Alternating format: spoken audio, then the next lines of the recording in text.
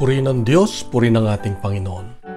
Sino ba ang mga propeta sa ating buhay? Sa Ebanghelyo ngayon makita natin na nung bumalik si Jesus sa kanyang bayan, siya ay hindi tinanggap ng mga taong nakakakilala sa kanya. Dahil alam nila kung anong pamilya galing siya. Kaya nagtaka sila, bakit nakakapagsalita siya ng malalim na kaalaman, karunungan, na sa pakikinig nila sila ay nasasaktan, nadederetso. Sa ating buhay may mga taong pinapadala ang Diyos ng mga propeta.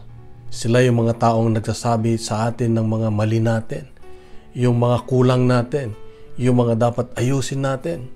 Kung sarado ang ating mga puso't isipan, siguradong masasaktan tayo, siguradong kukutyain natin sila o aawayin natin sila o kagawa tayo ng mga bagay na lalayo sa kanila.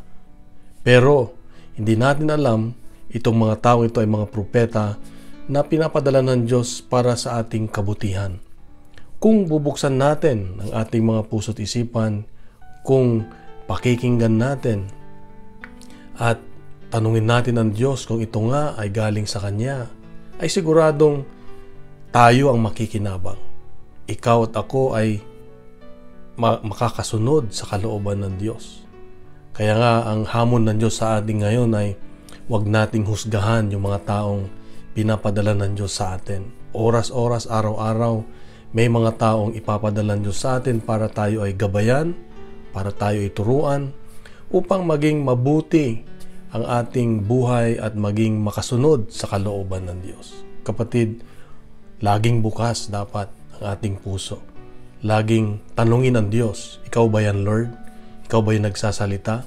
Kung ikaw yung nagsasalita, maraming salamat at tinuturuan mo ako. Dapat meron tayong pakumbaba na pagtanggap sa mga bagay na itinuturo sa atin ng Diyos.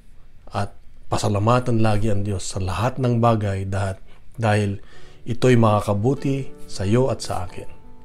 Isang mapagpalang linggo sa ating lahat at nawa ipagkalat natin itong mabuting balita na mahal tayo ng Diyos at huwag mamuhay sa mga balitang fake news, sa mga nagtuturo sa atin na magpapalayo sa ating relasyon sa Diyos. Kapatid, mahal ka ng Diyos, mahal ako ng Diyos, mahal tayo ng Diyos. God bless and God is good.